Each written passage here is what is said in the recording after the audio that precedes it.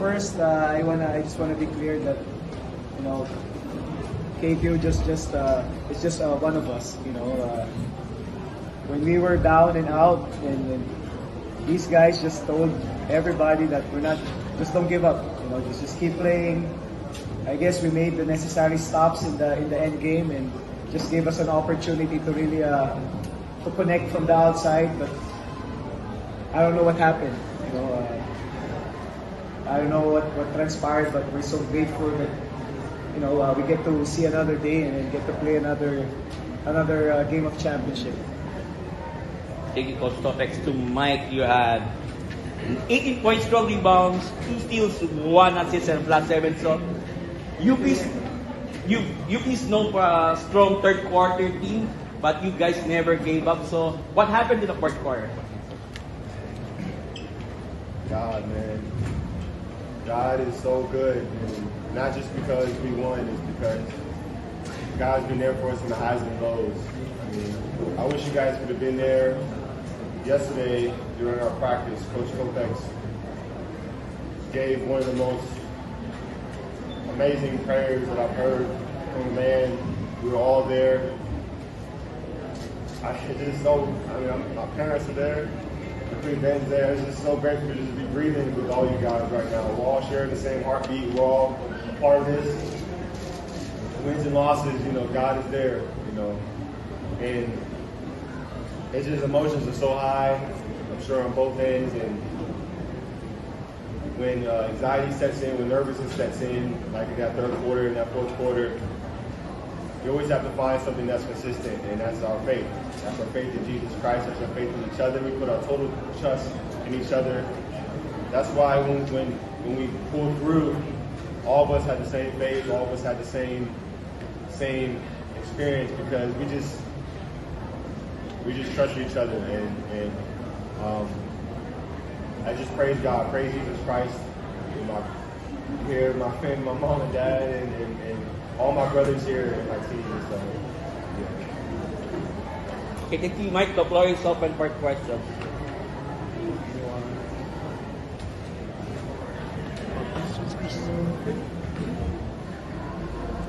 About Coach and Mike, the team was down 3 possessions, stayed with the court, and then you were in the break of elimination, but you were able to pull it. How satisfying was it for the team, and does this add another layer of confidence for Sunday's team? Again, I was just really, you know, holding on to our faith. You know, we were telling ourselves that if it's going to be given to us, you know, it's going to be given. But we just kept on holding on to each other. We were making mistakes, but these guys were just, you know, supporting each other.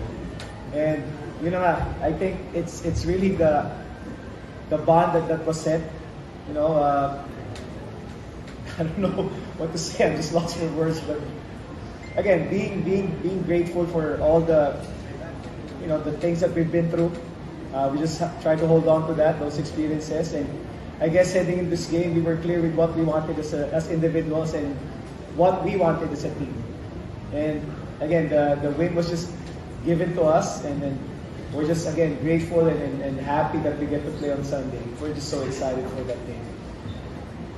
Mike, how did this uplift this kind of win? Oh man, this is very good, very amazing. I mean, I just want to just give all my praise to the crowd, the DLSU crowd. I'll say this time and time again. The LaSalle crowd is there for us when we win, but when we're losing, when we're going through those hard parts, that's when they show their true colors. And my ears were ringing. I got goosebumps when I looked at the crowd. You know, from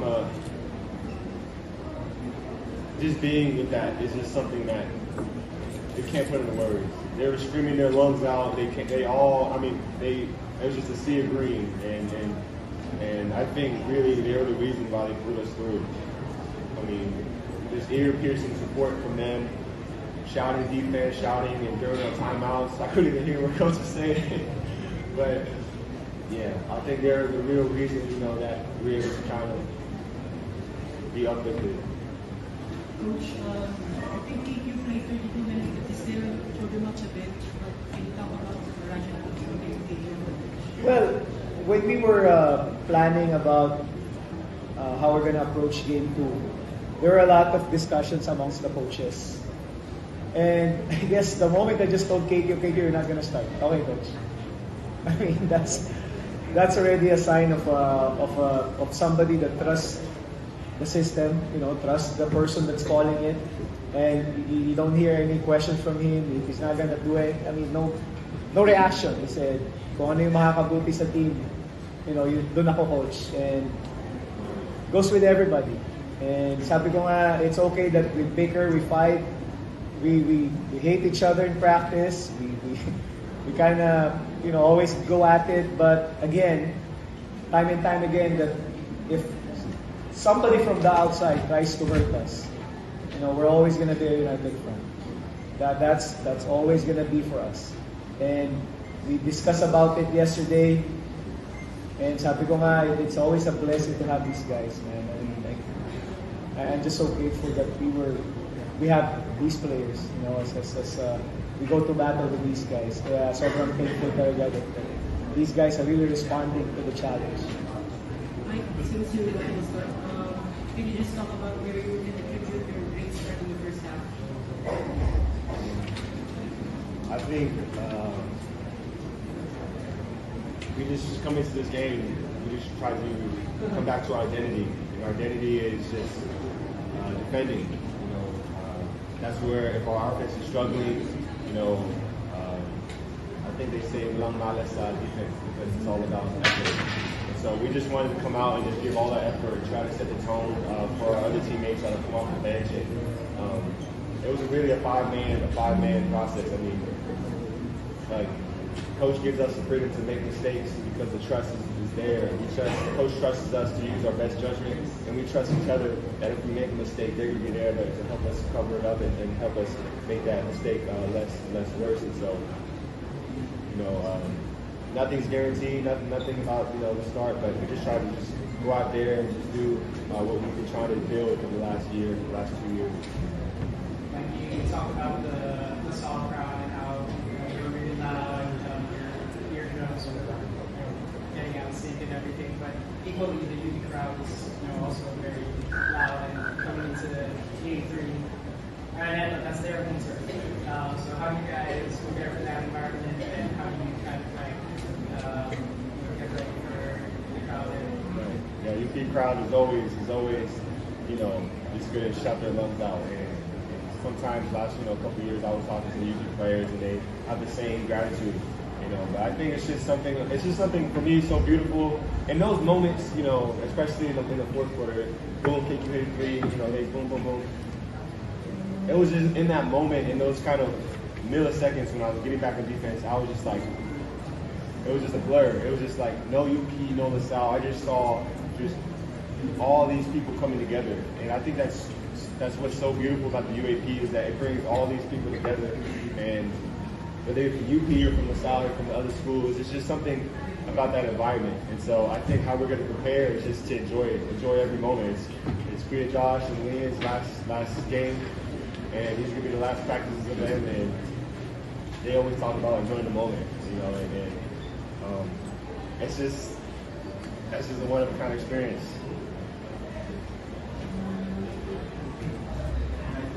You've been building up massive people, slowly bringing them to the rotation over the season, and you put them in the fourth quarter and it paid off. I'm wondering if that's something that you pre-planned, you were thinking about that heading into the game, or is this spur of the moment thing? It's all about trust. You always talk about trust, and trust is not an instruction. I'm not gonna tell these guys to trust each other, but it's a feeling. I felt that he was ready for that opportunity. He was just waiting for that moment to come, and he didn't even hesitate when I called his name. And again, it's just a matter of knowing that they're always gonna be ready to support each other. He was clear kung ano yung role niya coming to this team, and he just delivered. He doesn't need to score the basket. He knows what his role was. Coach Kaloy was telling him what to do, and he just did it at point. So that's going to be another experience that he's going to add to his career. And at this point of the finals, we need those able bodies that are willing to really, go out and try to support in their own little way. And you know, the timing was really perfect for us. And I guess also with the support of these veterans, the guiding him, you know, encouraging him. I don't want to be in that spot if I was not, but you know, he was ready, and that's what he was made for, and that moment was really for him. So I'm just happy that he delivered it together with his teammates. Coach, not just in this finals, but throughout the season, there was so much noise surrounding your team, some of which directed at particular people within the team. But what set you aside that even when all the noise gets pulled out, you just find a way to lock in, to hold on, and get the job done, even when the tides are steering against you? We always start our game with that circle. You know, that's the circle of safety for us. You know, with that circle, we protect each other.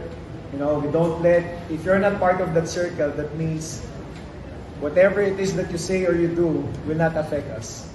You know, those are the people that matters to us. You know, within that circle also are the people that came before us. So that bond just keep us getting stronger together. You know, and we remind each other about that circle, to keep it tight and not letting anybody get in that. So we always try to quiet the outside noise as much as it's so loud. But you know, we enjoy the moment. You know, the moment is the only one we could hold on to. You know, we don't regret the past anymore. We don't worry about the future because we're just trying to sink into that moment. And what happened in that fourth quarter, in those last 3 minutes of the game, was just so beautiful. You know, seeing that crowd. You mentioned about the UP crowd. We're all over the place already. You know, when we were making mistakes, and sabi nga namin, this experience will never happen again. So we're not gonna let the worries of the future or the regret of the past stop us from enjoying it. And that's how we're gonna approach Sunday. You know, just gonna enjoy it. The crowd will be crazy, but that's what we're here for. You know, the reason why you play the finals is for this kind of moments. You know, you prepare for those moments, and nobody could take that away from you. So we just keep on enjoying it. So the old cliche, those that throw in some stats because it's game 3. So your thoughts about this, your second game 3 as a coach of the DLSU Green Archers, and what we can expect of you during the 3-day break between today and game 3? Well, obviously, we're gonna heal our wounds. You know, most important here is how we're gonna prepare physically. You know, just to rest these players, making sure that they're gonna be ready for Sunday's game. And I guess we're just gonna be approaching it the way we used to approach it. You know, this is the second time we're gonna play in the game 3 finals, and at this point, we don't have to worry about it yet, but it's gonna be an exciting ball game. You know, whatever the result, it's all about the UAAP, how the branding was. You know, that's going to be good for, I guess, college basketball and Philippine basketball as well. So it's just going to be an exciting Sunday for everybody.